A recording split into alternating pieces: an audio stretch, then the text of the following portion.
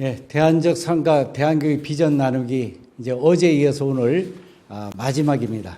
근데 오늘 마지막은 정말로 귀한 분을 모셨습니다. 우리나라의 대안교육이 민간인으로부터 시작됐는데 그것을 교육부에서 제도로 끌어들이는데 가장 많은 역할을 하신 분입니다. 교육부의 사무관으로부터 시작해서 우리나라의 대안교육법을 직접 만드시고 그러신 분입니다. 그래서 교육부에 계시는 때는 대학 정책과 지원실장이죠. 예, 거기에 근무하시고 그 다음에 중앙교육연수원에 원장님으로 근무하시고 그리고 현재는 대구교육청의 부교육감님으로 근무하고 계시는 배성근 부교육감님을 모시겠습니다. 이쪽으로 봅니까? 예, 반갑습니다. 지금 방금 소개받은 대구교육청 부교육감입니다. 제가 인천교육청의 부교육감이었으면 더 좋을 뻔했을 때였습니다. 제가 대구에서 올라온다고 지금 인천까지 오느라고 제가 오늘 지금 마지막 이렇게 지금 강의를 하게 됐습니다만, 강연이라기보다는 이제 발표를 하게 됐습니다만, 원래는 오늘 제가 아침부터 와서 쭉 들어봤는데 어떻게 보면 어제 첫날 첫 시간에 제가 했어야 맞지 않는가 하는 생각이 들었습니다. 그러나 지금은 더 잘 된 것 같습니다.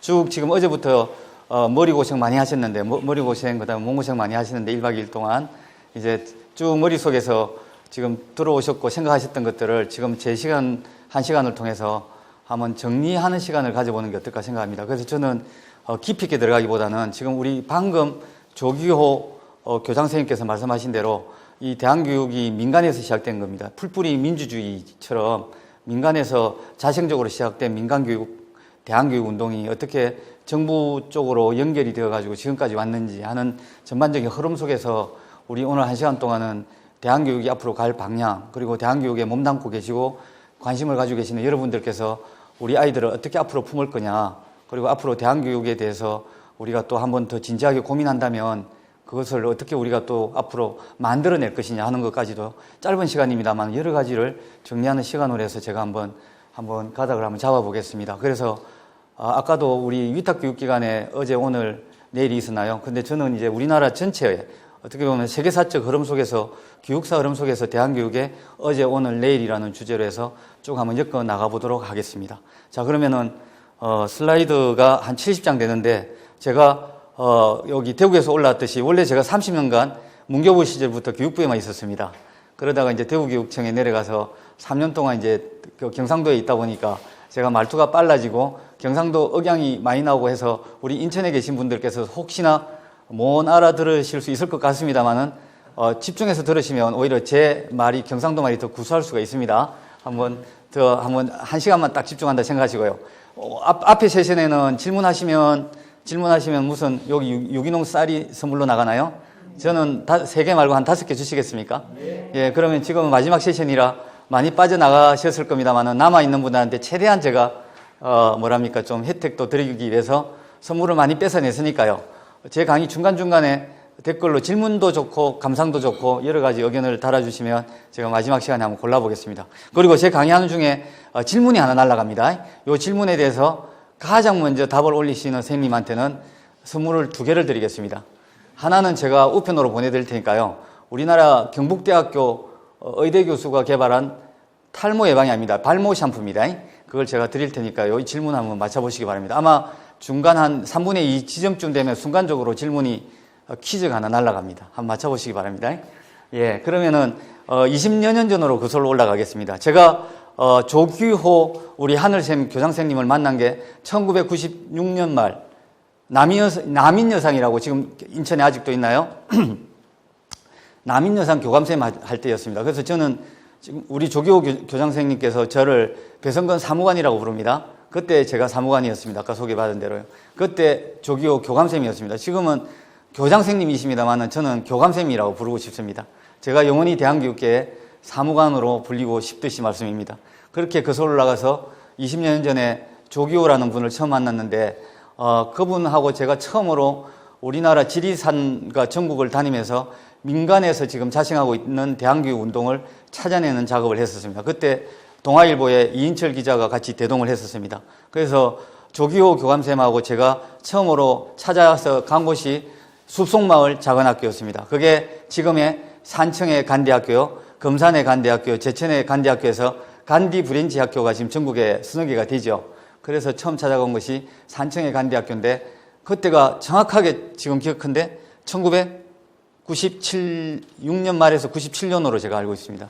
경호관과에서 그때 양희규 교장선생님을 우리 조기호 교감생하고 처음 만났습니다. 이게 이제 우리나라 어떻게 보면 대한교육의 시작이라고 생각할 수 있습니다. 그래서 97년으로 정하겠습니다. 1997년이니까 지금 2001년 새해가 밝았습니다. 그러면 정확하게 한 24년쯤 된다고 봅니다. 우리나라 대한교육 역사가 24년이라는 이야기입니다. 예, 그러면은 어제 산마을 안성균 교장선생님께서 짧은 시간에 우리나라 대한교육이 이렇게 진전된 것은 세계사적으로 유례가 없다는 말씀 하셨나요? 그렇습니다.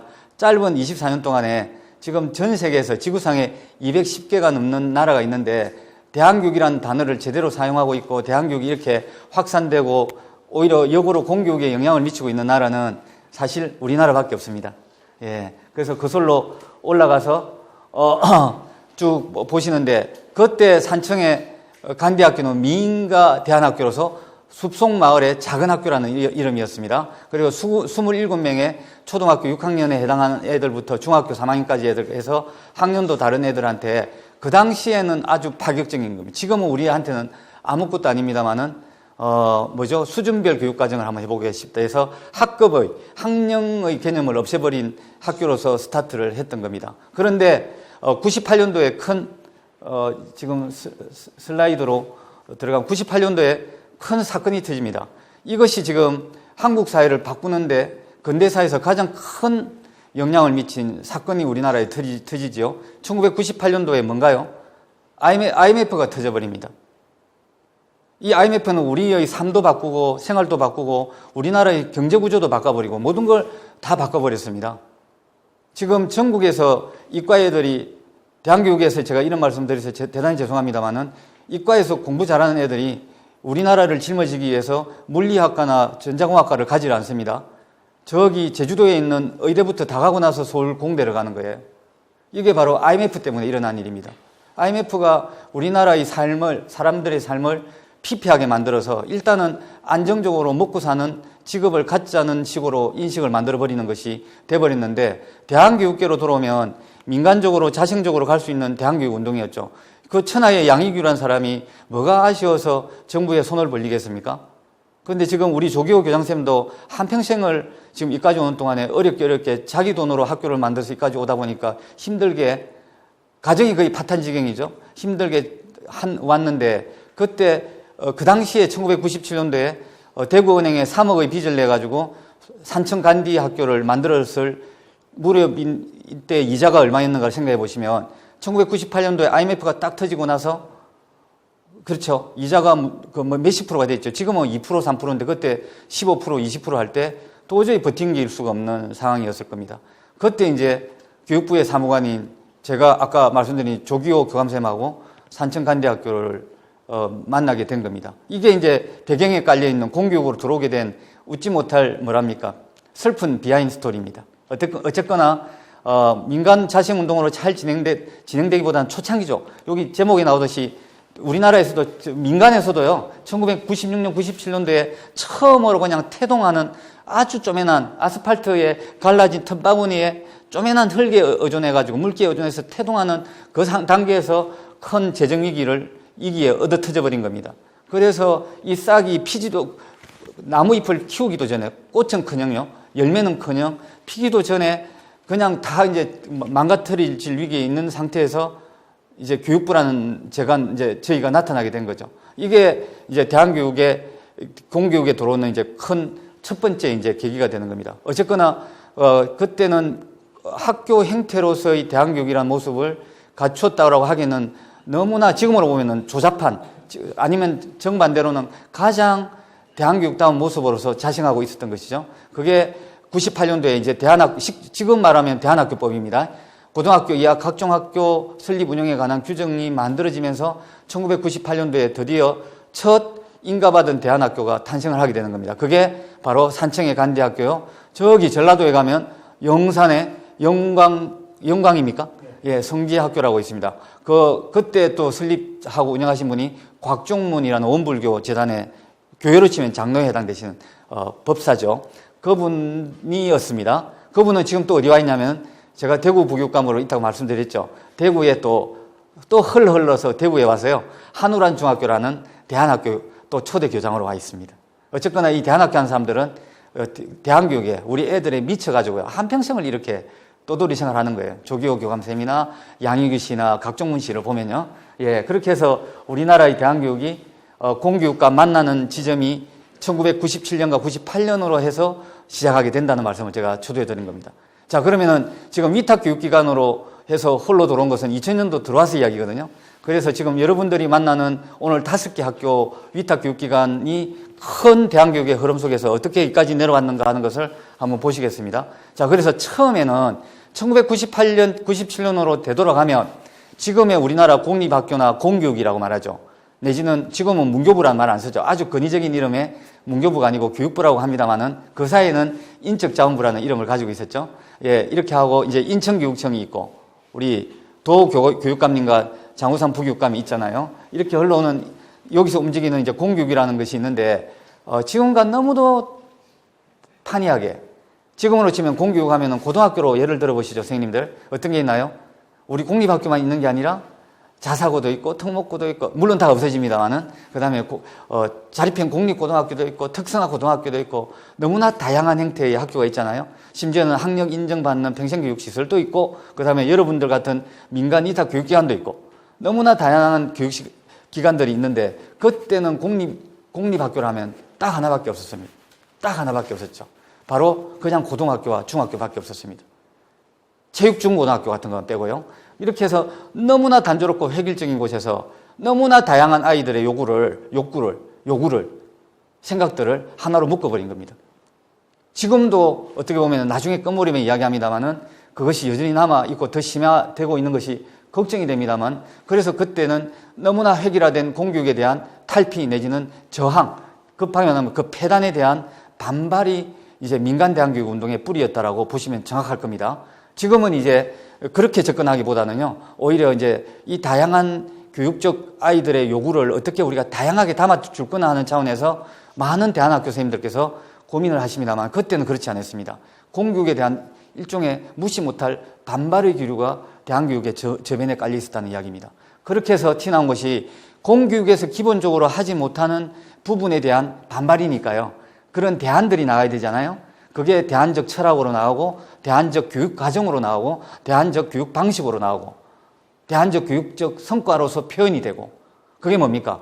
우리가 말하는 평가 부분이죠. 이렇게 해서 각종 파트에서 대안적인 방안들이 나오는데 그걸 크게 정리를 하면 4가지로 정리가 될 수 있습니다. 하나가 공교육에서는 옆에 있는 숲이나 나무에 대한 생명 존중이나 이런 것도 전혀 고려하지 않고 있죠. 지금도 마찬가지입니다. 그래서 자연 친화적인 삶이라는 우리가 흔히 말하는 생태주의, 에코 빌리지, 에코 에듀케이션의 개념이 그때 이미 나왔던 거였어요. 그래서 흔히 우리가 스스로 이제 웃으면서 하는 말이 있죠. 산청의 간대학교나 영광성지나 전부 다 뿔뿔이 산속으로 들어간다는 게 자연을 강조하기 위해서 그랬던 겁니다. 예, 리모티드 된 시골이라든가 산속으로 들어간다. 이렇게 해서 나왔습니다. 기본적으로는 홀로 들어가는 것이 아니고 리모티드 된, 아이솔레이티드 된 게 아니라 그 속에서의 생태 환경, 자연이면 자연, 소사이어티면 소사이어티, 커뮤니티면 커뮤니티와 같은 공동체적 가치를 지향하는 것을 근간으로 해서 자연으로 들어가는 교육의 사상이 잉태를 하게 되는 겁니다. 두 번째는 말씀드린 대로 지역사회의 관계입니다. 한 아이를 키우기 위해서는 온 마을이 나서야 된다는 지금 우리가 말하는 이야기가요. 대안교육의 뿌리에 있습니다. 그래서 왜 이렇게 해야 되냐.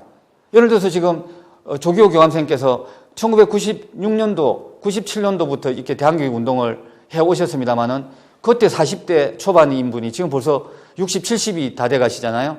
이분이 천년사실 분이 아니지 않습니까? 지속 가능한 교육과 그걸 통한 지속 가능한 삶을 위해서는 시스템 내지는 조직 내지는 커뮤니티가 움직여줘야 된다는 이것이 대안교육에 깔려 있습니다. 그 다음에 이렇게 하나하나에 대한 특성이라든가 니즈라든가 생각들을 교육에 담아주기 위해서는 어떻게 되나요? 무엇보다도 이런 개개인의 삶을 성장을 통해서 우리가 표현해주기 위해서는 이게 그 기존의 공교육에서 말하는 클래스 단위 내지는 학년 단위로 담을 수는 없다는 이야기죠. 그게 소규모 학교의 형태로 나타나게 됩니다. 그래서 대부분의 대안학교가 한 학년에 한 클래스 내지는 두 클래스, 그러니까 한 학년에 20명, 15명으로 이루어집니다. 그런데 지금은 그게 별게 아니죠. 지금 웬만한 공립학교도 학생 수가 줄어가지고 24명 아닙니까? 그죠? OECD에서 지금 우리나라가 지금 학급당 학생 수가 적은 나라에 속합니다. 지금요. 평균 22, 23명밖에 안 됩니다. 그런데 그때는 이 20명 하면 엄청나게 작은 미니 학교였습니다. 그 당시에는 한 학급에 60명이었으니까요. 제가 고3 때는 67명이었습니다. 그게 이제 우리나라가 여기까지 온 건데, 그래서 기본적으로 대안교육의 근간에는 제일 좋은 것은 인디비주얼입니다. 개개인인데 일단 소규모로 들어가는 미니 학교를 지향하는 게 들어있습니다. 그래서 이 대안교육의 철학에 유명한 사람이 있죠. 독일의 슈마하라는 사람 뭐라고 했나요? 영어로 치면 제 경상도 발음이라 안 좋습니다. 이해해 주시고요. Small is beautiful 이라는 단어를 씁니다. 작은 것이 아름답다가 그렇게 나오는 겁니다. 예, 그래서 작은 교육을 지향하는 겁니다. 마지막으로 교육의 중심이 어른에서 애들한테 옮겨져야 된다. 그래서 대한교육의 네 번째 기본적인 철학은 아이들 중심입니다. 그래서 지금 어제 논의한 것들의 많은 것이 뭐가 됩니까? 이 공동체 운동의 중심에 애들이 있으니 기존에 우리 어른들의 공급자 중심에서 애들 중심으로 옮겨가서 애들이 주체가 돼서 애들이 만드는 그 커뮤니티와 민주주의 원칙에 의해서 꾸려나가는 삶입니다. 그래서 이 기본적으로 말하면 이제 원래가 주체였는데 피동적으로 지시받고 따랐던 우리 애들이 이제 주체로 올라서는 주체의 원상회복 운동이 바로 이거라 볼 수 있습니다. 그런데 이게 이제 학교 안에서 이렇게 인간이 주체가 되는 식이 되면 이게 이 아이들이 사회로 나가서 어떻게 됩니까? 사회민주주의의 주체가 되는 거잖아요. 그래서 이 대한교육은 기본적으로 학교 교육을 통해서 피동적인 애가 주체적인 애로 올라섬으로써 어른이 되어서도 우리 사회를 이끌어가는 정부로부터 지시받는 것이 아니라 주체가 된다 해서 기본적으로는 교육운동이 사회운동으로 연결되는 게 있습니다. 그래서 사회 변혁까지도 꿈꾸는 일종의 유토피아적 사고를 가지고 있는 일련의 대한교육의 흐름도 있습니다만은 일단 우리의 그 모둠은 학교 공교육 안에서 가급적이면 애를 주체로 키우는 쪽으로 저희는 이제 논의를 좁혀나가면 될 것 같습니다. 그래서 제가 많은 시간을 앞부분에 투입을 했는데 이미 우리 인천의 선생님들은 이 정도는 다 알고 계실 거라고 생각합니다만 제가 한번 리뷰를 한번 해드린다는 차원으로 접근을 했습니다. 그러면 수많은 사람들이 대한교육이라 하는데 한마디로 대한교육이 뭡니까, 선생님? 한마디로요. 댓글 한번 올려보십시오. 대한교육이 뭡니까? 참 이게 데피니션을 주기가 되게 어려운 것 같아도요. 이게 법 만드는 사람들이 바로 만들어버렸네요. 엊그제 12월 연말에 급작스레 국회를 통과한 법이 하나가 있습니다. 바로 대한교육기관에 관한 법률인데 대한학교를 하는 사람들한테는 오랜 동안의 수건이었습니다. 그렇죠? 이 법이 10년 넘게 사실은 이야기가 됐습니다. 학교 밖에 있는 대한학교 애들은 어떻게 할 거냐는 고민들이 끊임없이 대기됐는데 법망으로 답지를 못했습니다. 그래서 온갖 형태의 각종 학교다, 특성학교다 하는 온갖 이름으로 교육법의 근거를 만드는 작업을 하면서도요, 20년이 넘도록 이 학교 밖의 애들을 담는 법을 못 만들었는데 드디어 어쨌거나 어떤 방식이 됐든 간에 지난 연말에 국회를 통과한 법이 대한교육기관에 관한 법률 법률인데 그 제2조에 보면 희한하게도 있죠. 교과서적으로 우리가 논의하고 있는, 고민하고 있는 대한교육에 대한 개념을 데피니션을 주고 있습니다. 제가 한번 읽어보겠습니다. 개인적 특성과 필요에 맞는 다양한 교육 내용 및 교육 방법을 통하여 개개인의 소질과 적성 개발을 목적으로 하는 학습자 중심의 교육이다라고 하고 있는데 어떻게 보면은 이 공립학교도 이거죠, 사실은. 사실 공립학교도 이렇게 해왔고 이게 맞습니다만은 우리는 이제 공립학교라는 틀 속에서 기본적으로 아까 말했던 네 가지 특징을 담기가 되게 어려우니까 지향은 합니다만은 이걸 한번 못하는 부분을 민간 또는 이제 대한교육 파트에서 해왔다는 그런 이야기가 됩니다. 그래서 대한교육은 멀리 있는 게 아니라 어떻게 보면 공립학교하고 같은 철학을 가지고 있으면서도 이제 구현하는 속도라든가 방식이 좀 병행하여 간다고 할까요? 이렇게 보면 어떨까 하는 생각입니다. 그래서 그때나 지금이나 여전히 우리는 많은 형식이나 조직이나 이런 파트에서는 다양화됐다라고 할지라도 획일적인 교육과정과 입시 중심의 경쟁적인 교육 문화가 있다는 전제하에서 이 대한교육의 개념이 이렇게 내려집니다. 이 법률에 의한 겁니다. 그리고 이런 개념을 구현하기 위해서는 지금 현재의 여전히 학교와 클래스 중심의 교육 방식으로는 한계가 있다. 공교육이 이제 그걸 못 담는 거죠. 그래서 기본적으로는 교육 방식 내지는 흔히 우리가 프로그램 또는 교육 활동이라고 합니다. 광의의 커리큘럼입니다. 광의의 커리큘럼이라 하면 커리큘럼을 편제하고 임플리멘테이션, 이행을 하고 이밸리에이션하는 평가까지 들어가는 이 전반적인 흐름에서 경험과 체험, 노작, 우리 대한교육에서는 노작이라죠. 자연에 벗삼아서 실제 땀을 흘림으로써 노동의 가치를 안다는 페스탈로치의 노작 교육의 사상을 이제 근간으로 하는 활동으로 진행을 하게 됩니다. 공교육도 그런데 공교육은 이제 다 이렇게 하기에는 한계가 있으니까 민간 또는 대한교육께서 먼저 이렇게 적극적으로 했다는 이야기입니다. 그래서 지금 97년부터 쭉 흘러오는 대한교육의 흐름을 보시면 70년대, 90년대 시문의 상록수나 이런 거 옛날 우리 그 근대사에 나오는 소설에 많이 등장하듯이 대한교육의 큰 근간에는 이제 야학이라든가 지금도 야학이 있나요? 지금은 이제 거의 없어진 걸로 압니다만은 야학이 이제 진전되어 온 평생교육 시설 같은 게 여전히 있기는 있죠. 그죠? 공부방이라든가 이런 것들이 흘러 들어오다가 1995년도에 처음으로 문민정부가 들어오죠. 그죠? 1994년도에 김영삼 대통령 문민정부가 처음 군사정부에서 시작되면서 95년도에 531 교육개혁 방안이 발표가 됩니다. 혹시 기억나실지 모르겠습니다만은 그게 아까 말씀드린 그 교육 주체인 수요자 중심의 교육 방안이라는 게 처음으로 공교육에도 들어오게 됩니다. 그리고 그걸 바탕으로 해서 97년도 아까 말씀드린 숲속마을 작은 학교를 교육부가 찾아가면서 97년 12월에 이 법이 만들어집니다. 그리고 98년 3월에 드디어 간대학교와 영산성지등으로 해서 인가받은 대안학교가 처음으로 탄생하게 되는 겁니다. 그때는 법률을 손댄 게 아니고요. 시행령을 손대서 처음으로 지금 여러분들이 알고 계시는 특성화 학교라는 이름으로 출발합니다. 제가 이제 그때 조기호 교장선생님께서 소개해 준 대로 담당 사무관이었습니다. 이 법을 만들기 위해서 대안학교라는 이름을 처음으로 들이밀었지 않겠습니까? 그때가 생각해 보시죠, 선생님들. 24, 5년 전에 대안학교라는 이름을 법률에 집어넣으려고 제가 법제처를 찾아갔는데 교육부 사무관으로서요. 법제처 공무원들을 제가 이렇게 아무리 설명해도 대안학교에 대한 그 이해가 안 되는 겁니다. 그래서 국려지책으로 나온 게 바로 이제 여기 나오는 특성화 학교입니다. 그게 세월 20여 년 동안 우리나라 특성화 학교라는 이름의 큰 근간을 이루는 배경이 되는 겁니다. 그래서 대안학교를 특성화 고등학교라고 해서 출발을 시키는데 특성화 고등학교라면 선생님들 잘 아시다시피 두 가지가 있죠. 그때 이제 실업계 고등학교였죠. 그죠?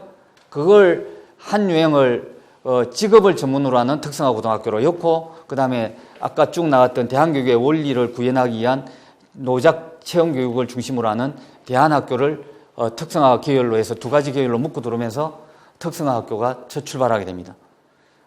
관료들을 내지는 그 당시 국민들을 대안학교라는 이름으로 설득을 시키지 못해서 특성화학교가 탄생을 했는데 지금 현대사 우리나라 교육의 특성화학교라는 굵직한 타이틀이 지금까지 내려오게 된 배경이 됩니다. 그래서 대한교육도 특성화학교로 진행됐습니다만은 그 당시에 이제 국민들한테는 실업계라는 이름이 사라지게 된 배경이 됩니다. 큰 의미가 있죠. 실업계 쪽에 보면 실업계라는 이름이 가지고 있는 부정적인 이미지를 특성화학교라는 이름으로 많이 저희가 탈색을 시켰죠. 그래서 지금도 20%밖에 안 됩니다만은 전체 고등학생들의 20%를 국가적으로 이제 특성화 계열로 해서 직업계 교육을 시키고 있는 그 배경이 되게 됩니다. 안 그러면 아마 실업계 고등학교는 우리나라 국민들은 더 이상 애들을 보내려고 하지 않았을 겁니다. 자, 그렇게 해서 그때 장관 부총리로 계셨던 제가 모셨던 안병년 부총리께서 전 국민에게 사문을 하나 띄우거든요. 사문의 주제가 대안학교 이야기라는 겁니다. 그래서 대안학교는 일종의 간이역과 같은 곳이다. 문제아가 가는 것이 아니라 그 애의 발달 단계가 다른 애하고 다른데 우리는 획일적으로 묶어서 나타난 일종의 그 아이의 개인의 특성이다. 그래서 특성학교입니다. 애가 발달이 늦거나 사고가 늦거나 좀 다르거나 한 부분을 특성으로 봐야지 문제로 보면 안 된다. 이렇게 해서 이 애가 잠시 동안 생각을 다할 수 있도록 쉬어갈 수 있도록 하는 간이역의 역할을 하는 것이 대안학교다 해서 이렇게 출발을 시켰습니다. 제가 영산성지학교를 방문한 것이 그해 6월이었던가요? 1997년 6월을 말합니다. 영광읍에서 학교를 찾아가는 길 양쪽으로 펼쳐지던 담배밭, 고추밭이 생생하게 기억납니다. 내가 만난 아이들은 그 당시는 소년원에서 금방 출소하여 여전히 보호 감호를 받고 있던 아이들, 그 다음에 학교에서 쫓겨난 아이들, 가출하여 길가를 헤매던 아이들, 귀걸이에다 노란머리를 한 아이들. 그때는 엄청 노란머리 한 아이를 우리는 문제아라고 봤습니다. 지금은 이제 문제아가 아니라 지극히 정상적인 애들이죠. 귀걸이를 단 어른들도 많지 않습니까? 예, 그때는 그랬습니다. 한번 제가 반문을 해보겠습니다. 지금 교도소나 소년원에서 나온 애들이 갈 데가 있나요? 선생님들 한번 생각해 보세요. 지금 갈 데가 없는 거거든요. 전국 10개의 소년원에 지금 소년원에서 지금 복역을 하고 있는 애들이 청소년들 16세에서 지금 18세 고등학교에 해당되죠. 애들이 지금 몇천 명이 됩니다. 그런데 그 애들이 1년 후에 출소했을 때 받아주는 학교가 하나도 없습니다. 그러면 이때 영산성지학교가 그런 애들을 받아줬는데 지금은 영산성지학교 같은 학교가 하나도 없다는 뜻입니다. 오히려 지금 그까지는 아니지만 어떻게 보면은 위기의 아이들을 껴안아주는 게 지금 오늘 주로 말씀하셨던 민간위탁 대안교육기관들이 아닌가 생각을 하는데 진행하면서 제가 오늘 1시간 동안에 다 지금 뱉어내려니 저도 가슴이 꽉 지금 차오릅니다만은 그 이면의 20년 역사에는 이 엄청난 또 우리 대한교육계가 반성해야 될 부분도 있다는 말씀을 드리는 겁니다. 어쨌거나 감옥에서 금방 나온 애들이 찾아갔던 곳이 그때는 그 대안학교였습니다. 예. 그래서 기억에는 새롭습니다만은 학교 모양을 갖춘 대안학교라는 게 1997년도 이야기입니다. 기껏해봐야 홍성의 풀무학교. 홍성의 풀무학교는 지금도 특성학교도 아닙니다. 여전히 각종학교나 평생교육시설로 그대로 남아있을 겁니다. 그 다음에 용광의 영산성지, 산청의 수송마을 작은 학교가 지금으로 치면 학교 태의 형식을 가지고 있는 탈학교였습니다. 대부분이 계절형 또는 방과후 프로그램이나 공동육아 프로그램이었습니다. 변산의 공동체 마을이나 안산의 들꽃 피는 마을 지금 있나요? 지금 없죠. 지금 우리 공교육과는 전혀 접점을 찾지 못할 정도의 극단적인 탈학교 행태를 띠고 있었던 이런 소수의 그룹들이 이제 그 당시의 대한교육의 전부였습니다. 20몇 년 동안에 참 많이 변했다는 것을 이 문장을 보면 저희가 느낄 수가 있습니다. 그래서 당시 그 정부가 나서가지고 특성화 학교라는 이름으로 대한교육에 재정 지원을 하겠다라고 발표를 했을 때 그때 대한교육계에서는 대표적인 분이 두레마을 경기도에 있죠. 그대로 김진원 목사님이나 들꽃 피는 마을의 김현수 목사님 같은 분이 쌍수를 들고 환영을 하게 됩니다. 그래서 이제 드디어 교육부가 대한교육에 재정 지원하면서 대한교육과 공교육이 만나는 접점이 시작이 되었습니다. 여기 두레마을 사진이 나오고 있습니다. 그때 같이 이걸 시작했던 우습게도 IMF 때문에 양희구 쌤도 할 수 없이 정부 인가를 받게 된 거죠. 원래는 끊을 마음이 전혀 없었던 분입니다. 심지어 그때 변산의 윤구병 선생님은 뭐라고 말씀하냐면은 나는 아무리 어려워도 정부 인가 안 받는다. 정부 재정 지원 안 받는다. 정부 인가 받는 순간에 정부 재정 지원이 시작되면 그 돈은 정부 돈은 독성이 있다. 정부 돈에서 우리가 잠시는 편할지 몰라도 결국 정부 돈에 때문에 우리는 망할 거다. 망한다는 뜻은 대한교육이 변질될 거라는 뜻입니다. 그래서 지금 생각해 보면 변산의 윤구병 선생님의 말씀이 우리한테는 너무 가슴 따갑게 느껴지는 부분이에요. 그런데 어쨌거나 양희규 쌤도 결국은 어려워서 정부와 손을 잡았지만 지금은 또 산청의 간대학교를 다른 분한테 넘기고 필리핀에 가 계시지 않습니까? 이런 참 엄청난 역사들이 흘러갑니다. 그래서 이대로 살아가기에는 이 선생님은 양희규 쌤은 우리 아이들이나 우리 자신들에게 인생이 너무나 소중하고 짧은데 우리 이대로 있을 수 있느냐 해서 시작했던 것이 그 당시 풀뿌리 대한교육이었다는 뜻입니다. 그래서 간디에서는 지금 공교육에서 담을 수 없는 아까 삶이라든가 노동의 가치라든가 공동체적인 가치 부분들이 부각이 됩니다. 예. 그래서 1998년 3월에 특성화 학교로서 첫 인가받은 6개 학교가 이렇게 산청간디 영산성지, 담양의 한빛고등학교, 경주의 하랑고등학교, 그 다음에 합천의 원경고등학교, 충북의 양옥고입니다.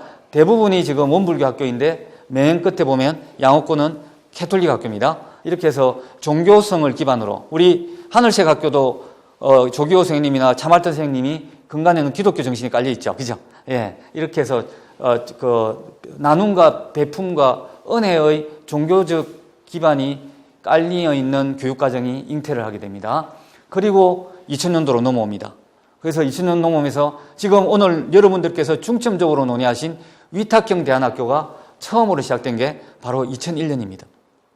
그 다음에 이제 인천은 어느 시도보다도 이 위탁형 대안학교가 먼저 시작되는 곳입니다. 왜냐하면 타 시도에 보면 아까 보면 6개 학교에 인천이 없죠. 예, 조기호 교장선생님의 역할이 어떻게 살아오신 길이 인천의 대안교육의 역사이기도 한데 조기호 선생님께서 남인여상에서 튀어나오셔가지고요 만든 학교가 그 당시에 1999년도에 국제복음학교였습니다. 그게 지금 어제 오셨던 안성균 교장선생님의 산마을고등학교입니다. 그리고 또 이분은 차말던 선생님하고 국제복음학교에서 나오셔가지고 지금의 하늘꿈 학교를 만들게 되니까요. 예, 그래서 그 2001년도에 위탁형 대안학교, 거기 민간에 위탁하는 대안교육 클래스를 처음 시작을 해서 서울부터 시작합니다만 인천은 3, 4년 지나서 아까 발표하셨던 성산효 학교가 이제 불과 3, 4년 후에 시작하게 되면서 이까지 홀로옵니다. 그래서 인천은 산마을고등학교라는 특성화 고등학교가 한 개밖에 없고 그것도 늦게 시작했고 타 시도보다도 이 제도권에서의 대안교육이 많이 늦었기 때문에 위탁형이 먼저 발달하게 되는 겁니다. 그래서 지금도 17개 시도교육청 중에서 위탁형 대안교육이 가장 진전되어 있고요. 많이 발전되어 있고 학생들이 많이 오는 데가 인천입니다. 제가 대구 부교육감입니다. 대구는 이 부분에서 대단히 약합니다. 그래서 17개 시도에서 최고고 그래서 아마 2020년도 교육부 선정하는 위탁형 대안교육 프로그램으로 하늘꿈 학교가 선정된 배경이 그게 아닌가 하는 생각을 합니다. 그리고 2005년으로 들어가면 특성화 학교로서 인가를 받으려고 하니까 여전히 법인을 만들어야 되죠. 돈이 몇십억 들어야 되지 학교 하나 만드는데 그렇게 힘이 드는 거예요. 그래서 많은 대안학교들이 정부 재정 지원을 받고자 학교라는 인가를 받고자 하는데도 그게 힘드니까 교육부가 확 낮춥니다. 각종 학교로서도 대안학교를 할 수 있다 해서 드디어 초중등 교육법을 개정하면서 각종 학교 대안학교가 처음으로 탄생하는 게 2005년도입니다. 그래서 이제 각종 학교가 지금은 특성화 고등학교보다 학교보다 더 많죠. 그죠? 예, 그렇게 하고 2011년도 들어가면 이제 공립학교 안에서도 우리 공립학교 교사들이 대안학교 하기에는 여러 가지 제약이 많으니까 그걸 아예 민간인에게 위탁 주는 공립학교 안에 민간 위탁 운영도 2009년부터 시작이 됩니다. 어때요? 계속적으로 1998년에 특성학교부터 다양하게 진전되고 있죠. 그러다가 여러분들께서 지금 혹시 몸담고 계시는 학교에서 하고 있을지 모르겠는데요. 대안 클래스라는 게 있습니다. 대안교실. 그게 학교 안의 대안교실입니다. 이것도 2013년도에 시작이 됩니다. 자, 이렇게 대안교육이 뿔뿔이 다양한 모양으로 나타나게 되는 배경에는 애들이 줄어가는데 아까 어느 분이 말씀하셨습니다마는 이상하게 학교를 벗어나고자 하는 위기의 학생 수는 더 늘어나는 겁니다.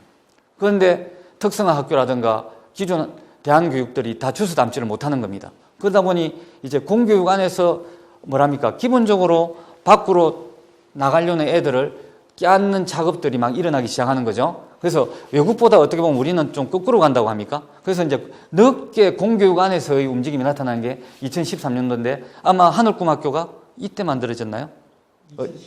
10년도입니까? 이 무렵입니다. 그래서 길거리 애들이 자꾸 늘어나는 거예요. 근데 특성화 학교 아까 인가받은 산청이 간대학교부터 영산성지 학교들이 10년을 지나면서 그 원조들이 다 떠나버린 상태에서 학교 모양들이 극단적으로 표현하면 교호 감호소에서 나온 애들을 주워담지 못하는 학교로 변해버리는 거죠. 그리고 또 공교육 안에서는 또 나가려는 애들이 자꾸 나오고요. 그래서 이 특성화 학교들이 이 애들을 다 담지를 못하는 상황에서 다양한 움직임들이 진전이 됐다고 볼 수가 있습니다.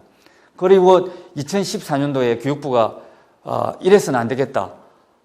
도대체 학교 밖 청소년들이 얼마나 있으며 어디에 지금 다 가서 어떻게 하고 있는지를 볼 필요가 있다고 해서 2014년도에 처음으로 전국의 대안교육시설이 몇 개가 있는지를 조사하고 학생이 얼마나 가 있는가 조사를 하는데 그 당시에 교육부가 찾아낸 게 289개입니다. 어제 산마을 고등학교 안성균 교장선생님이 전국에 한 800개가 있다고 그랬잖아요. 그런데 아직 우리가 다 못 찾아내고 있는데, 찾아낸다는 말은 어폐가 있습니다만은 어쨌거나 공교육에 내지는 기존에 우리가 해왔던 대안교육 운동이 여전히 주워 담지 못하는 많은 부분들이 눈에 보이지 않게 있다는 것은 우리에게 뭘 암시하느냐 하는 것도 한번 생각해 볼 필요가 있습니다. 그리고는 드디어 이제 말씀드린 대로 불과 한 달 전에 2020년 연말에 대한교육 기관에 관한 법률이 공포가 되면서요. 이게 이제 당장 시행하는 겁니다. 1년 유예 기간을 두고 2022년부터 시작하는데 드디어 학교 밖에 있는 대한교육 기관들을 전부 다 인정을 다 해주겠다. 그리고 정부가 재정 지원도 해주겠다. 대신에 동사무소에 가서 대한교육 운동을 교육을 한다는 것을 신고만 해달라. 등록만 해달라고 하는 법이 2020년 대한교육 기관에 관한 법률입니다. 그러면은 너무 지금 어렵게 교육을 시키고 있는데 정부가 예산 지원해 주겠다라고 하는 법이 바로 이 법입니다.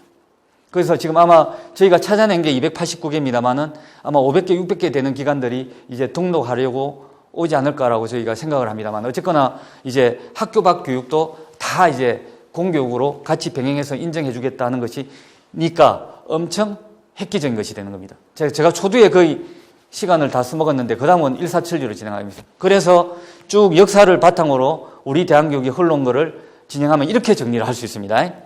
처음에는 저기 가운데 칼럼에 있는 다른 나라하고 좀 다르죠. 다른 나라는 여기 보면 홈스쿨 같은 이런 것들이 있었습니다만 우리는 못 찾아내고요.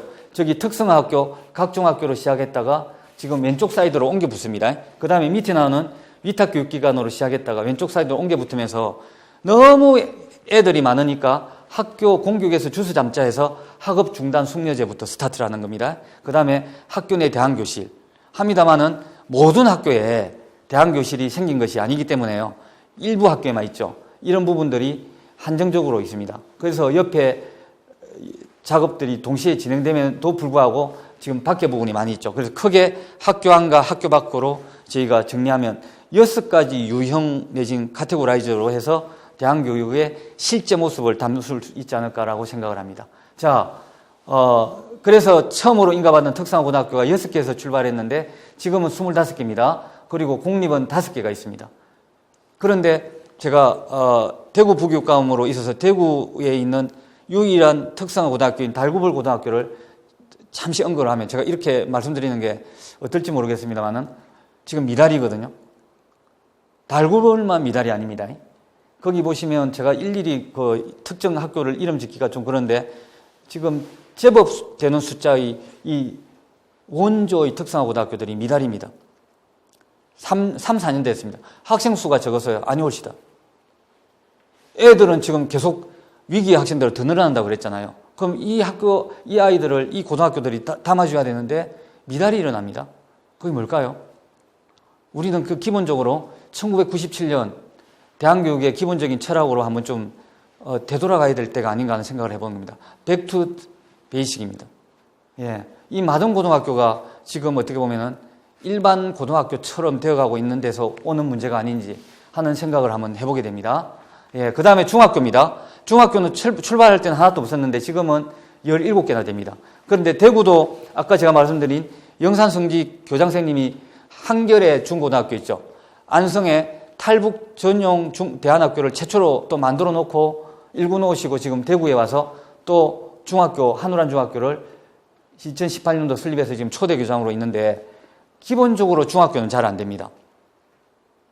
생각해 보십시오.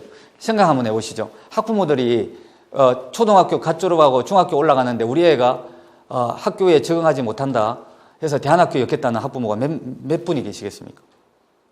그래서 자기 자녀가 이미 어떤 위기성을 표현했는데도 불구하고 부모들은 어떻게 보면 묶어 놓으려고요.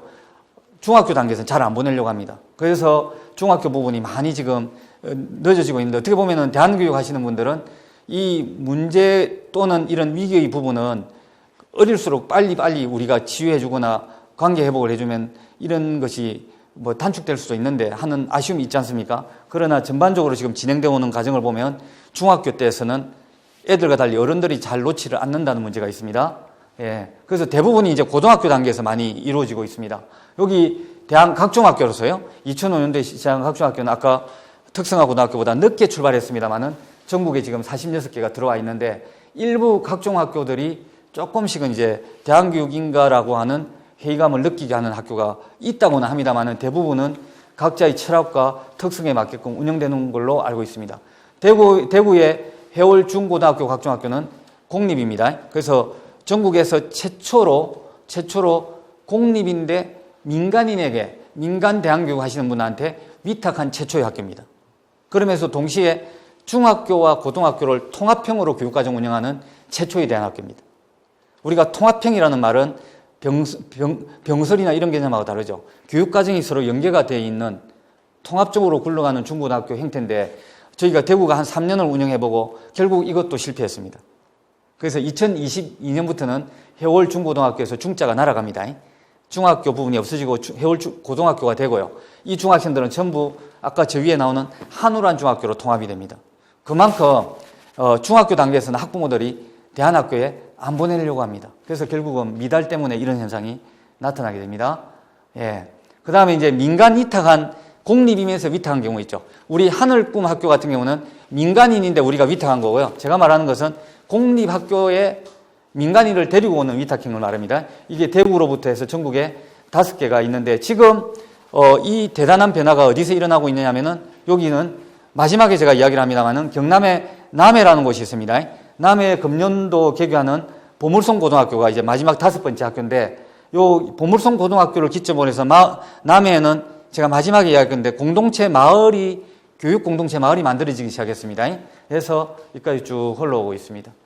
예. 그래서 우리 대한교육 위탁교육기관은 지금 우리 하늘꿈 학교처럼 전국에 지금 287개에서 325개로 지금 늘어나고 있는 추세에 있다 하는 말씀입니다. 그 다음에 미인가 대한교육시설입니다. 예. 주로 말씀드린 대로 289개로 안테나 잡힙니다만은 전국에는 한 700개 정도로 저희가 추정을 하는데, 특정 교육이나 10년 등에 의해서 국가로부터요, 학교라는 것을 인가받을 수 있는 조건이나 여력을 다 갖추고 있으면서도 일부는 거부를 하고 있습니다.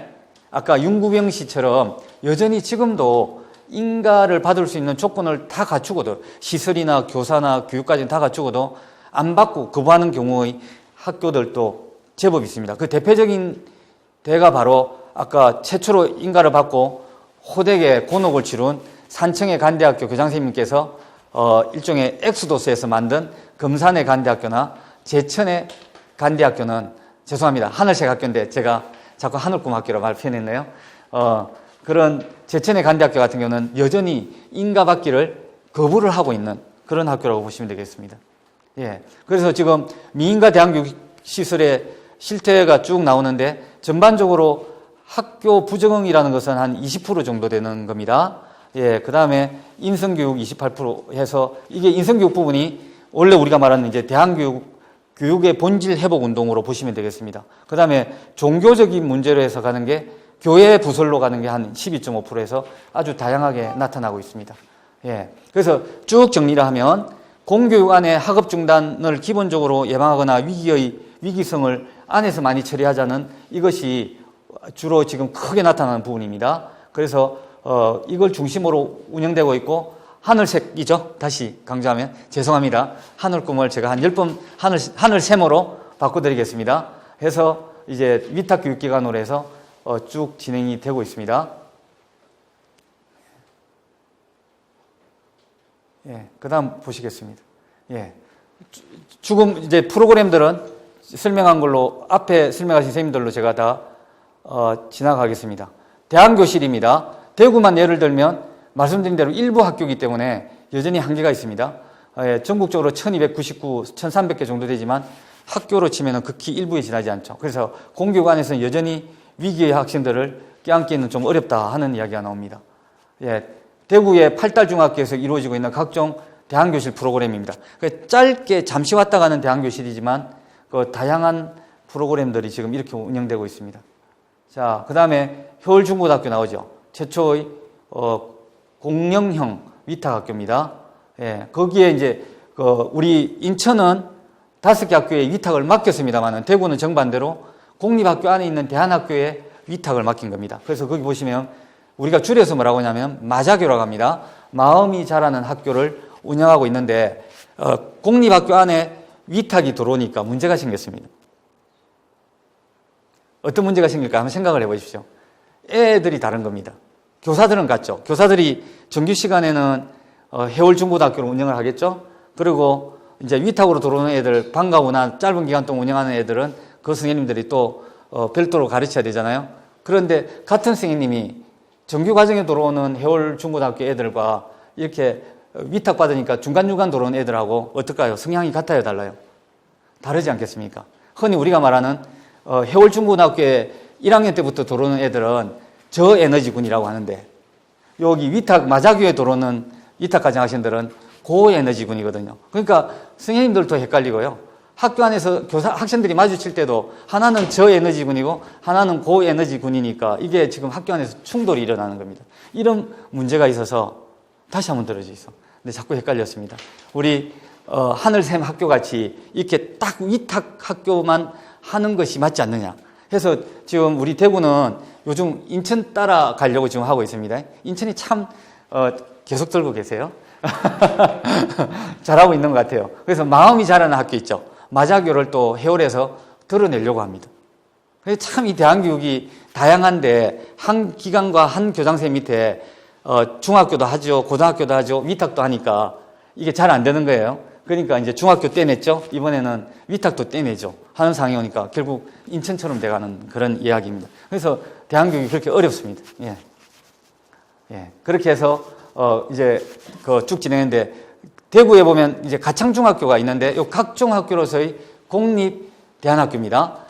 중학교로서의 단계인데 이 아까 각종문 영산성지 교장하셨던 분이 한우란 중학교도 한다 그랬죠. 한데 거기는 미달인데요. 중학교. 가창중학교는 또 학생들이 넘쳐납니다. 우리 선생님들 한번 잘 생각해 보세요. 요건 무슨 차이가 있을까요? 아까 말씀드린 대로 중학교는 기본적으로 학부모들이 문제가 있거나 위기의 학생이라 생각하더라도 잘 안 보낸다 그랬죠. 그런데 보내는 학부모들도 있는데 그걸 수용하는 데가 두 개의 중학교인데 가창중학교는 학생들이 넘쳐나는데 옆에 있는 한우란 중학교, 원불교 학교는 애들이 못 차거든요. 안 차거든요. 혹시 뭘까요? 혹시 댓글 한번 올려주시겠습니까? 제가 이제 중간에 퀴즈 날라간다 그랬죠? 이 이유가 뭘까요? 똑같은 대안학교인데 각 특성학교로서 대안학교인데요. 이 가창중학교는 애들이 넘쳐나고 서로 오려고 하고 한우라는 안 오려고 하는데 이유가 뭘까요? 댓글 올라오고 있습니까? 예.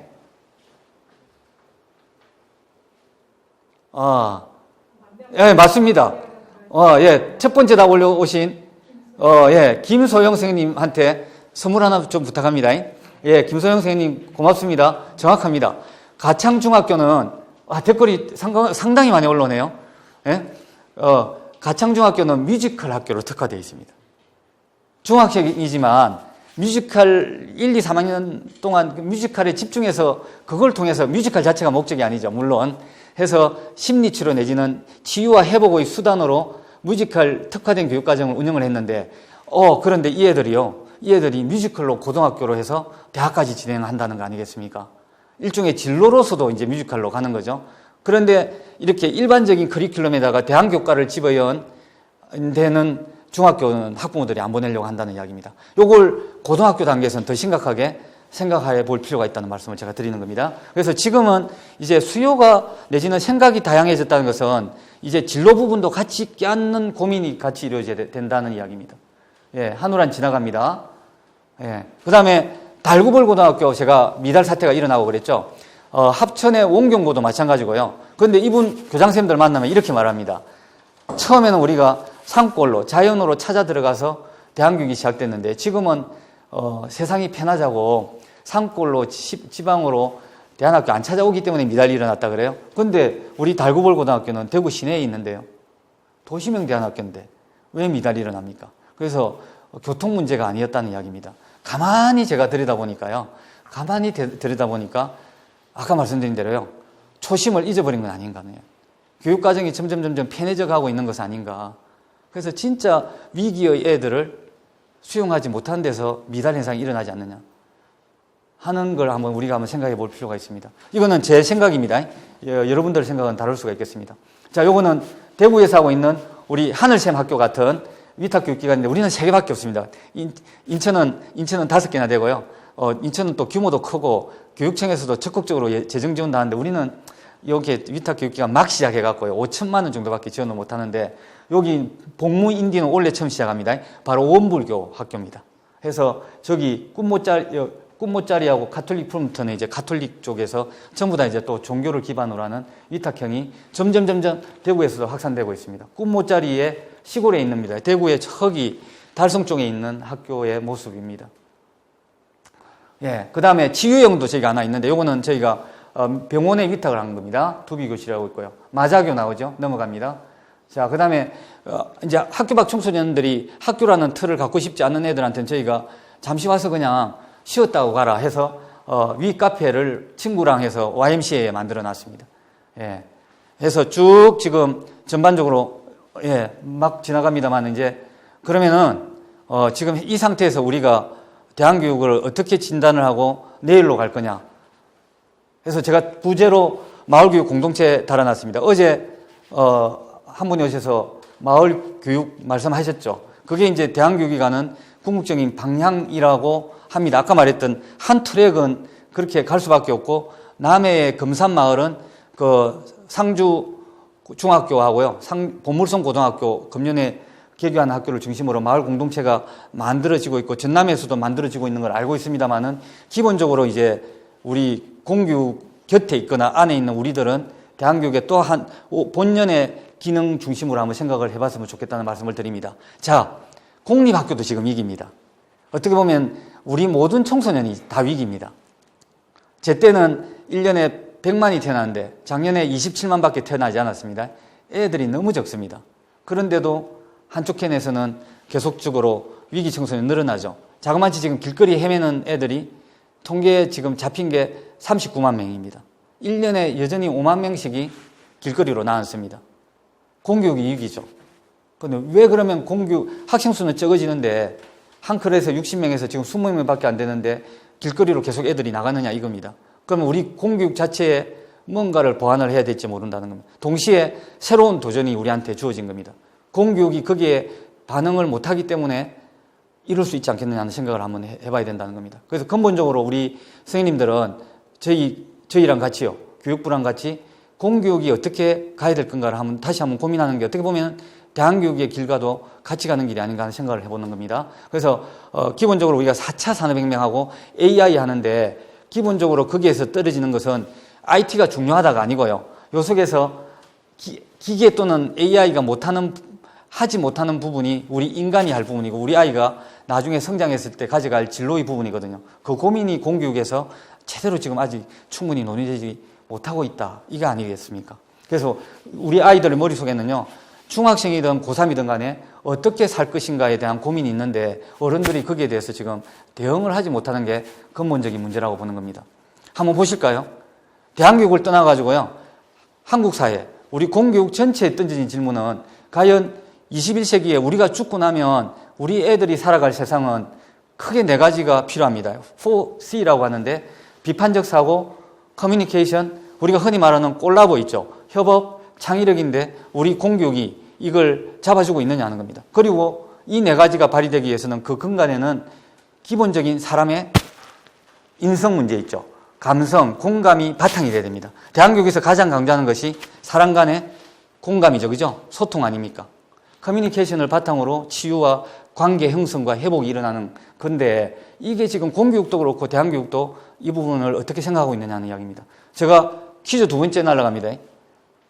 자, 여기 가장 중요한 것이 밑에 깔리는 게 뭐라고요? 대한교육의 철학이죠. 그리고 우리 공교육 본연의 철학이어야 됩니다. 백투더 베이식입니다. 제 질문 아직 안 날아갔습니다. 사람의 인성을 영어로 뭐라고 합니까? 인간의 본성 있죠. 인간의 본성을 영어로 뭐라고 하느냐 이야기입니다. 여기 보시죠. 기본에 인성, 감성, 공감을 합쳐서 본성이라고 합니다. 인간의 본성을 영어 단어 하나입니다. 스펠링은 6자입니다. 이걸 뭐라고 하느냐. 선물 준비가 됐습니까? 인간의 본성은. 인간의 본성입니다. 영어 단어로 한번 올려줘 보시죠.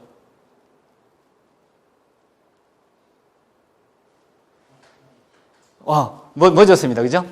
제가 힌트를 한번 드려볼까요? 인간의 본성을 줄이면 인성이 됩니다. 그죠? 인성. 인간의 본성. 예? 뭘까요? 그 다음에 안 나옵니까? 휴머니티 김경아 선생님 올렸습니다만은, 베스트 1314, 요걸 명사로 한번, 베스트 선생님, 한번 바꿔주실랍니까? 그러면 거의 정답인데요. 내추럴 나왔습니다. 우리 대한교육의 가장 첫 번째가 뭐라 했죠? 산속으로 끼어 들어간다 그랬잖아요. 생태, 자연, 그런, 네이처 나왔습니다. 김소영 선생님, 선물 드리겠습니다. 네이처입니다.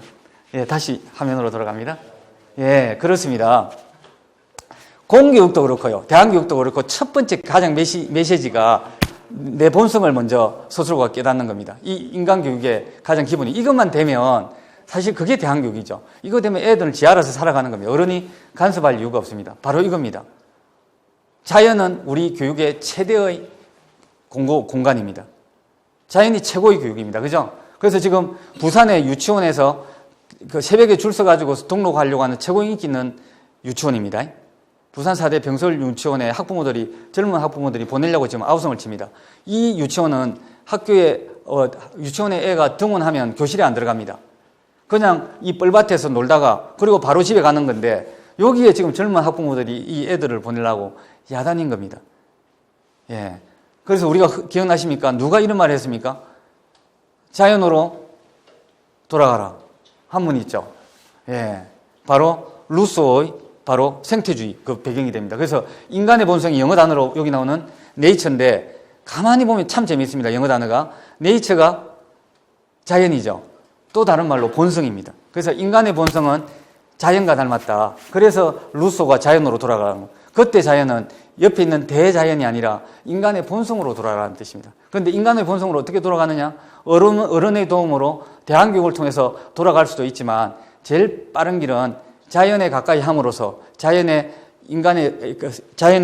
섭취를 이해하면 내 본성을 이해하게 된다는 겁니다. 그래서 자연으로 돌아가라 했다는 겁니다.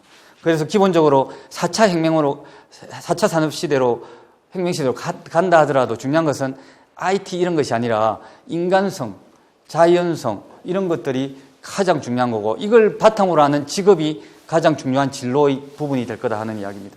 그런데 우리 21세기로 들어가는 4차 산업혁명이라고 그렇게 떠들어대면서도요, 우리나라 공교육은 지금 제대로 가고 있느냐라고 이야기를 하는 거죠. 그래서 엘빈 토플러가 2008년도에 말한 것이 지금도 여전히 우리 사회에서는 유효합니다.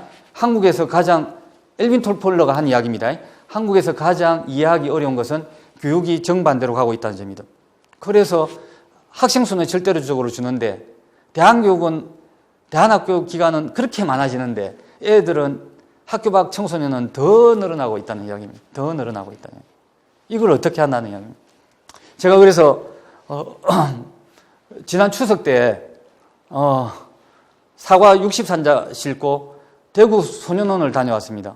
108명의 16세부터 19세까지 고등학교 1, 2, 3학년에 해당하는 애들이 108명이 수용돼 있던데요. 이 애들의 30%가 다시 의도적으로 죄를 짓고 소년원으로 다시 돌아온다고 하는 거예요. 왜 그런가 했더니 사회에 나가니까 그 애들이 고등학교 공부를 다시 할 수 있도록 받아주는 학교가 하나도 없더라는 겁니다. 예. 그래서 그 애들이 그러면 대구 소년원 같은 게 전국에 몇 개가 있냐면 10개나 있다는 이야기죠. 그래서 기본적으로 우리는 지금 어른들이 우리 애들을 다 어떻게 담을 수 있는가 하는 고민이 필요한데 근본적으로는 공교육 부분에서 고민이 이루어져야 되는 거예요. 그 본질적으로 우리 한국 교육, 공교육의 본질적인 문제가 뭐냐가 저는 미래교육으로 가는 가장 중요한 첫 번째 단추가 아닌가 생각합니다. 그래서 지금은 속도가 아니고 방향이어야 된다. 전부 다가 한번 생각을 해보자 하는 이야기입니다. 그래서 이 세상에는 문제가 없다는 당초에 대한교육 하셨던 양희규 선생님의 말이 맞습니다. 20몇 년 전으로 거슬러 올라가서 수송마을 작은 학교 시작할 때 그 애들은 공부를 못하는 애들이 아니다. 우리 어른들이 그렇게 만드는 거다. 문제는 바로 애들이 아니고 우리 어른이다라는 대한학교 원조들의 말씀이 루소 이야기와 함께 우리 귀에 공명을 합니다. 예, 그래서 A.S. 닐 서머힐이 그렇게 말했죠. 신경질적인 학자 한 명을 양성하기보다는 길거리 행복한 청소부를 양성하겠다는 대한교육의 원조들의 이야기는 지금 공교육에 가장 먼저 들어와야 될 부분이다 하는 이야기입니다. 그래서 이 공교육의 본질이 회복될 때 대한교육도 있는 거지, 공교육 자체가 지금 이렇게 헤매고 있고 애들을 더 밖으로 내몰고 있는 상태에서 우리 대한교육이 얼마나 그 애들을 다 주워 담을 수 있느냐. 지금 39만 명이 길거리에 있는데요. 하늘샘 학교를 포함하는 위탁교육기관, 학교 내 대안클래스, 그 다음에 특성화 고등학교, 중학교, 각 중학교가 우리가 포용할 수 있는 학생 수는 1만 5천 명밖에 안 됩니다. 39만 명 중에서 나머지 36만 5천 명은 여전히 길거리에 있거든요. 그러니까 절대적으로 그 학생 수를 학교 안에서 안 나가도록 하는 작업이 제일 급하지 않느냐 하는 이야기입니다. 그래서 위기 청소년을 위한 공교육 내 역할이 무엇보다도 중요한 거고 필요한 거고, 그래서 오늘 지금 토요일 이 오후에도 저하고 같이 있는 여러 우리 인천의 공립학교 선생님들 같은 분이 전국의 모든 공립학교 선생님들 이어야 한다는 이야기입니다. 그래서 제일 중요한 것은, 그리고 제일 애한테 가까운 사람은 바로 아까 학부모 교육 강조했죠. 엄마 아빠요. 그 다음에 학급 담임 선생님입니다. 공립학교에 있는 담임 선생님이 애 하나를 묶어줄 때 길거리 청소년은 그 숫자만큼 줄어들 거라고 생각합니다. 그래서 공교육 안에서의 역할이 무엇보다도 더 중요하다는 말씀이고요. 그러면 이제 대한교육은 뭐냐? 공교육과 저는 병행해가는 보완제가 아닐까라는 생각을 하는 겁니다. 보완제여야 되는 겁니다. 별도로 가는 것이 아니라, 저항에서 나타났다고 하지만, 반발해서 나타난 것이지만, 이제는 공교육과 같이 가는 보완제로서 같이 가면 어떨까? 진짜 공교육에서 역할을 하고 있는데도 마지 못해 나오는 애들은 하늘샘 학교가 담아줘야 되는 거고요. 그래서 해서 같이 가는 것이 우리 애들을 위한 거리죠. 우리는 이제 모든 관점을 애들 관점에서 좀 우리가 다시 한번 돌아갈 필요가 있다는 말씀을 드립니다. 예, 그래서 지금 공교육 안에서 쓸어 담기 위한 다양한 정책들이 막 쏟아지고 있는데, 문재인 정부에서 나왔던 정책을 한 번 더 리뷰를 해드리고요. 이것으로도 안 될 때는 이제 또 하늘샘 학교 같은 위탁형이라든가 각 중학교들이 더 많아져야 되겠죠. 한번 볼까요? 주로 이제 쓸어 담는 공교육 안의 정책 변화입니다. 예, 전부 4가지입니다. 제가 대구에는 IB라고 해서 국제 바칼로레아 프로그램이 시작됐습니다만은 역량 중심 교육 과정입니다. 그래서 제일 중요한 게 인성 역량이라고 하는 겁니다. 그래서 우리 대구도 그렇습니다만 인천도 아마 그럴 거예요. 2021년도 중등교사를 모집하는데 저희가 200명을 모집하는데 국어 1명, 영어 1명, 수학생은 1명밖에 저희가 안 뽑았습니다. 그런데 상담교사는 26명이나 뽑았습니다. 그래서 공립학교 안에 상담교사 역할이 그렇게 중요한 겁니다. 그리고 너무 부족해요. 이제는 국영수 중심의 교육과정에서는 더 이상 이제 한계가 왔다는 이야기입니다. 두 번째가 애들의 다양한 상상력과 창의력을 우리가 담을 수 있는 공간을 만드는 작업이 프로그램과 함께 시작되고 있습니다. 그래서 그 루소 이야기로 되돌아가서요. 유치원에 영어 가르치고 하는 거 지금 다 그만둬라. 그래서 유치원의 커리큘럼 자체를 놀이 커리큘럼으로 바꾸는 작업이 시작됐습니다. 놀이 중심의 교육과정이라고 해서 유치원은 금년도 2021년도부터 스타트를 합니다. 놀이, 그리고 이제 초등학교 1학년을 뭐라고 하나요? 놀이 학년제로 들어왔죠. 중학교는 2013년도부터 뭐가 들어와 있습니까? 자유학기제 들어와 있잖아요. 이제 초등학교도 애들한테 조기 영어 이런 거 다 그만둬, 수학 같은 거 때리치고, 루소가 말했듯이 구체적 동작기, 감각기 이렇게 올라오는 저학년의 애들한테는 가급적이면은 지식을, 책을 멀리 해주라 하는 것들이 교육과정으로 들어오고 있다. 그 다음에, 중학교 부분 들어가시면, 1학년 통으로 있죠. 자기의 미래를 고민해 볼 수 있는 탐색의 기간으로 줘보자 하는 이야기입니다. 이게 이제 대학으로까지 나타났죠. 경기도에 여기 있는 아주대학 같은 경우는 1년 동안 애들을 배낭 메고 학교에 오지 말라고 합니다. 대학생들도요. 전 세계 지구를 한 바퀴 돌고 오라 해서 배낭 학기제 같은 것을 도입해 있습니다. 그래서 지금 각 학교급별로 애들한테 조금 후속을 좀 줄여주는 작업들이 공교육 안에서 지금 나타나고 있다는 겁니다. 그 다음에 고등학교입니다. 이제 불과 몇 년 후면요, 모든 고등학교가 상대평가에서 벗어나게 됩니다. 2025년부터 전면 도입되는 고교 학점제가 들어오면 우리 애들이 조금 입시의 굴레에서 벗어날 수 있지 않을까라는 생각에서 들어왔습니다만은 지금 이게 어떻게 진행될지는 좀 두고 봐야 될 것 같아요. 그런데 여기 큰 핵심이 두 개가 있습니다. 일단은 그 상대평가가 9등급제에서 절대평가로 전환된다는 핵심적인 부분이 하나 있고요. 그 다음에 애들의 다양한 진로에 따른 특성화 과목들을 학교들이 다 만들어내서 개설할 수 있느냐 하는 문제가 있습니다. 그래서 아까 5개 우리 하늘샘 학교하고 포함해서 5개 학교가 아까 발표할 때 기본 학습 교과 말고 직업 분야 쪽의 교과를 아까 어느 학교입니까? 성산효 학교가 기초반, 심화반, 전문반으로 만든다고 할 때 선생님들께서 많이 질문하셨지 않습니까? 그렇게 해서 이 진로 부분이 이 공립학교에서는 어떻게 나타나고 있냐면 공동교육과정으로 나타나고 있습니다.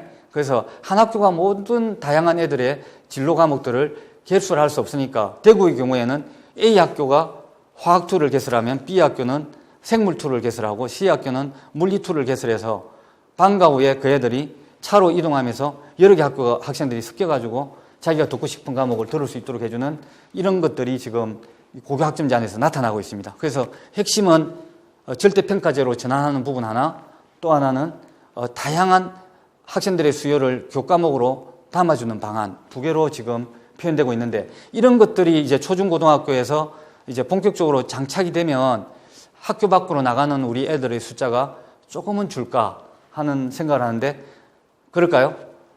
예.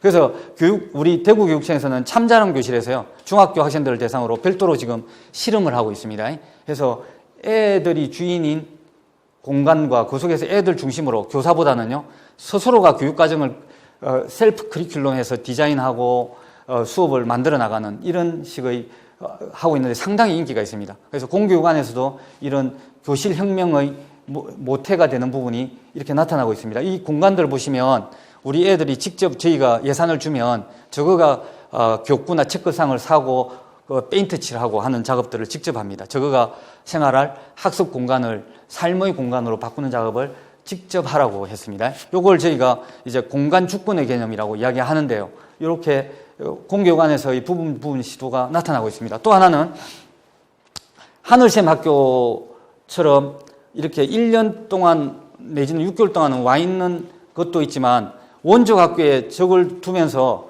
그 애들의 특정한 끼를 갖다가 그렇게 해주는 학교를 저희가 대구에서 만들었습니다. 그래서 저희는 대구는 이제 그 인천하고 달리 공교육 안에서 이런 걸 많이 만들고 시도를 하고 있는 추세에 있는 겁니다. 있는데 대표적으로 혹시 대구에 오실 기회가 있으면 이 예담학교를 한번 꼭 보시기 바랍니다. 국영수는 도저히 사실은 공교육 안에서 너무 엄청난 학습량과 어려운 수학 때문에 애들이 혹시 그 중도 탈락 포기하는 경우는 없을까요? 이런 걸 고민해가지고요. 국영수는 안 해도 대학 갈 길이 너무나 많은데, 아니면 자기 진로를 잡을 애들이 너무나 많은데 왜 우리는 모든 애들한테 국영수만 요구할까 해서 음악과 미술만 좋아하는 애들 있죠. 요 애들만 방과 후에 여기에 모여가지고 그것만 하도록 하는 겁니다. 그래서 고등학교 1학년, 2학년은 방과 후에 와서 여기서 음악과 미술만 그냥 하는 겁니다. 그리고 고3은 1년을 아예 그냥 원적 학교에 적을 두고 요 예담학교 와가지고 음악 미술만 1년 내내 하는 겁니다. 그랬더니 애들이 너무 행복해 하는 겁니다. 중도 탈락했을 아이들이 요걸 통해서 70% 이상이 대학을 진학할 뿐만 아니라 자기 길을 찾는다는 이야기입니다. 대학이 중요한 것이 아니고요. 어쩌면 인생을 포기했을지도 모를 애들이 대학으로까지도 가게끔 만드는 하나의 통로를 만들어준 것이 이 예담학교입니다. 그래서 다양한 고민들이 이렇게 공교육 안에서 나타나고 있는 경향입니다. 예, 여성부 이야기는 제가 지나가겠습니다. 그래서 학교 밖에는 이런 지자체가 운영하는 경우도 있다는 말씀을 드리고요. 예, 덴마크에서도 참고로 하실 부분은 의무교육과정을 마치고 나서 고등학교에 올라가기 전에 1년 정도는 우리나라 자유학기제처럼 인생을 한번 생각해 볼 수 있는 시간적 여유를 둔다 하는 것을 참고로 제가 말씀을 드립니다. 그래서 중국이나 다른 나라들 사례들을 쭉 하고 있는데, 핀란드 이런 경우를 보면 대안교육이라는 용어 자체보다는 뭡니까? 공교육 안에의 혁신으로 모습을 바꿔나가는 것이 중요하다 하는 것을 시사해 줍니다. 자, 제가 다 왔습니다. 급히 다 왔는데 마지막으로 아까 보물섬 학교 말씀드렸죠. 그래서 남해 상주중학교에 간디학교 교감하셨던 분입니다.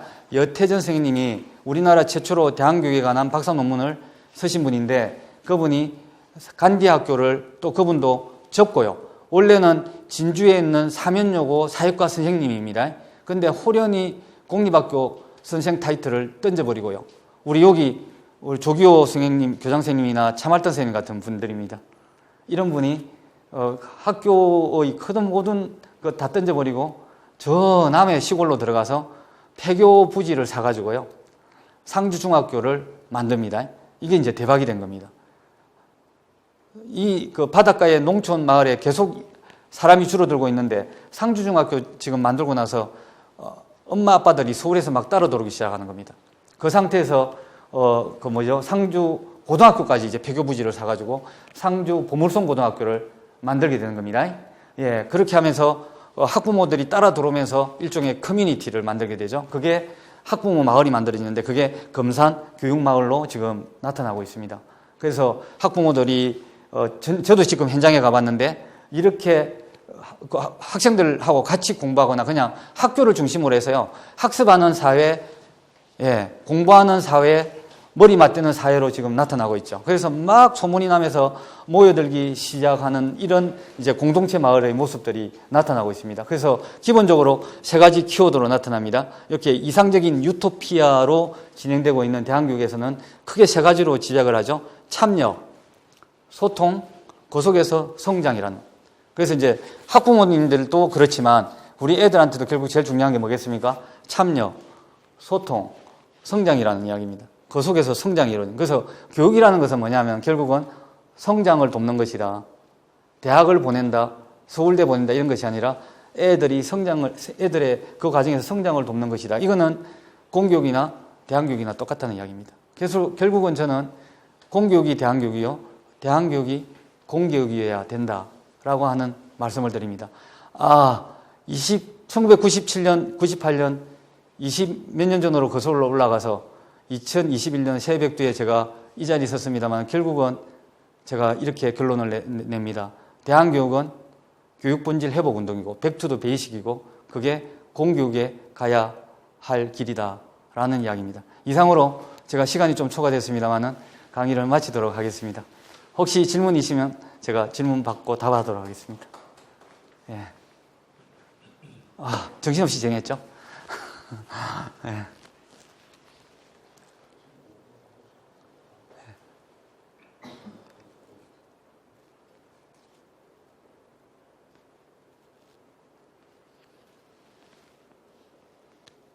학교 안 대안교실과 학교 밖 대안학교가 연결된 교육 시스템이 필요하다고 생각합니다.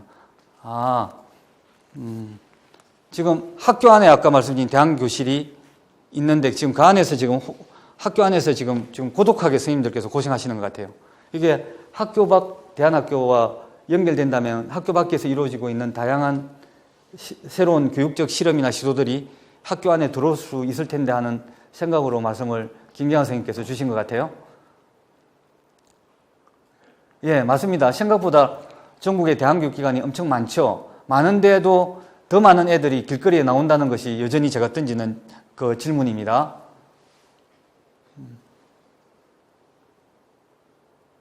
맞습니다. 이 대한교육법이 개정돼서 다행인데 김경환 선생님, 교육과정에 대한 자율성을 담보하지 않으면 여전히 어렵다는 말씀을 주셨습니다. 그렇습니다. 예. 쭉 한번 내려가 보겠습니다.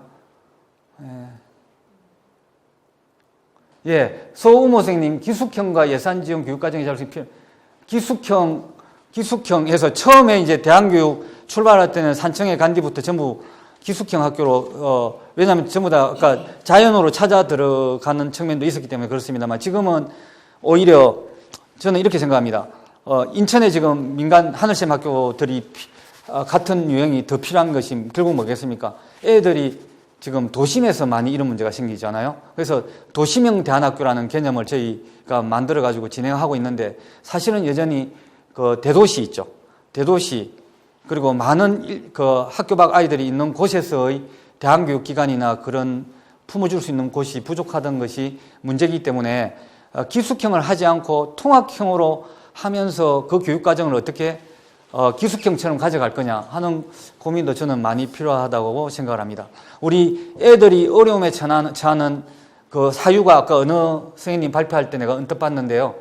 그 대안학교로 오는 이유가 아까 있었잖아요. 그 중에 하나가 그 교사와의 갈등도 있고요. 그 친구하고의 갈등도 있고, 근데 또 하나 보니까 부모하고의 갈등이 있던 것 같아요. 그래서 이 부분입니다. 이렇게 기숙형으로 하면 부모로부터 완전히 떼내는 거잖아요. 그래서 대안교육이 이루어질 건데, 일단은 이 애들이 대안학교를 졸업하면 사회로 나가야 되지 않습니까? 그랬을 때 다시 어른들을 만나게 될 거지 않습니까? 그렇다면 어떻게 보면은 통학형으로 하면서 우리가 이 애들을 보듬을 수 있는 교육과정이 좀 더 고민이 필요하지 않은가 하는 게 더 저는 요즘 생각하는 부분입니다. 예. 그리고 참고로 이번에 코로나 때문에 애들이 지금 원격으로 많이 했지 않습니까? 그래서 지금 전국 시도교육청이 끙끙 앓고 있습니다만은 저도 지금 말하기가 되게 어렵습니다만 혹시 집에서 부모와의 갈등에서 뛰어내리는 애들이 더 많아지지는 않았는지, 더 고민하는 애들은 더 많아지지 않았는지 하는 부분은 아까 학부모 교육과 관련해 가지고요, 우리 어른들이 좀 더 고민을 해야 될 부분이라는 말씀을 드립니다. 예, 발도르프 루소 쭉 나왔습니다. 또 우리에게도 예, 교육의 본질로 돌아가야 된다고 소무 선생님 생각합니다. 서영희 선생님, 서영희 선생님, 김경아 선생님하고 아까 예 질문만 해주신 소무 선생님 좀 선물 좀 주시고요. 서영희 선생님도 좋은 질문이 들어와 있습니다. 그 범죄 경력이 있는 청소년들의 교육은 어떤 방법으로 어떤 기관의 운영이 가장 효율적이라고 생각하시는지 궁금합니다. 돼 있는데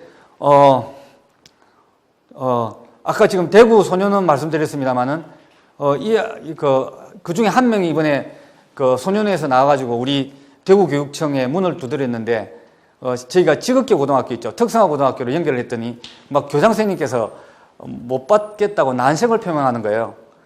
그래갖고 저 포함해서 교육청에서 나서가지고 품어주십시오 해가지고 겨우 보담았습니다. 그래서 이 한두 명도 아닐 거고요. 결국은 우리가 별도로 이 학생들을 한다보다도 아까 공교육 안에 대안 클래스가 있듯이 우리 특성화 고등학교라든가 기존의 우리 공교육에서 저희는 이 학생들을 받아줘야 된다고 생각을 합니다. 저 개인적인 생각은요. 그런데 그러면 어떤 기관이나 교육기관이 그 학생들을 받아줄 수 있을까? 저는 아까 은연중에 제가 몇 가지 반복하면서 섭섭함도 표현을 했습니다.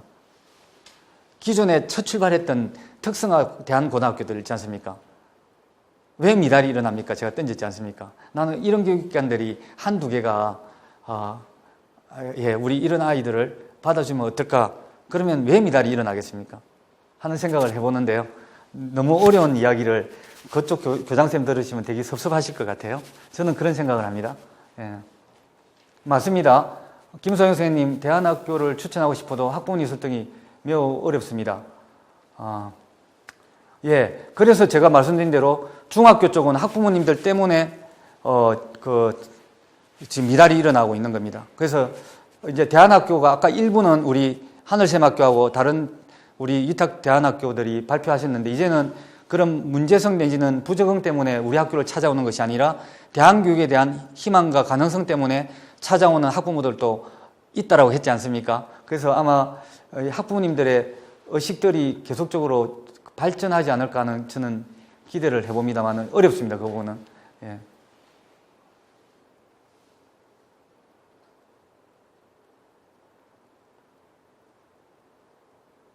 예, 맞습니다. 달빛 천사님은 어느 분이신지 모르겠는데 아이들을 찾아가는 학교 교육이 공교육, 대안교육을 넘어 교육에 몸담고 있는 우리들이 해야 할 일인 것 같습니다. 그렇습니다. 제 결론이 그렇습니다. 공교육, 대안교육 따지지 말고요. 우리 어른들은 지금 처음부 반성을 하고요. 우리 애들 하나하나에 좀 다가갔으면 좋겠다는 것이 제 결론인데 달빛 천사님께서 결론을 내려주신 것 같습니다.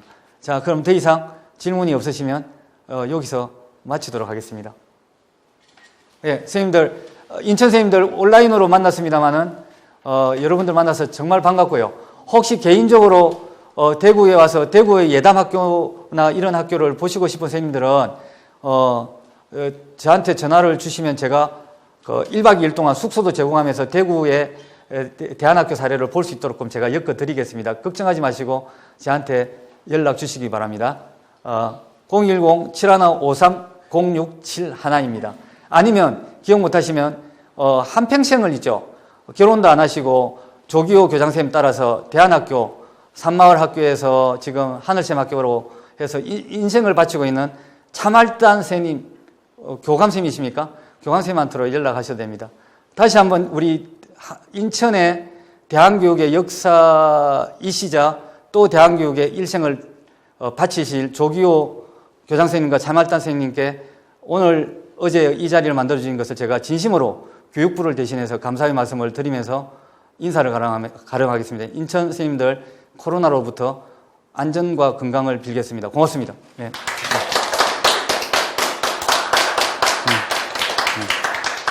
네.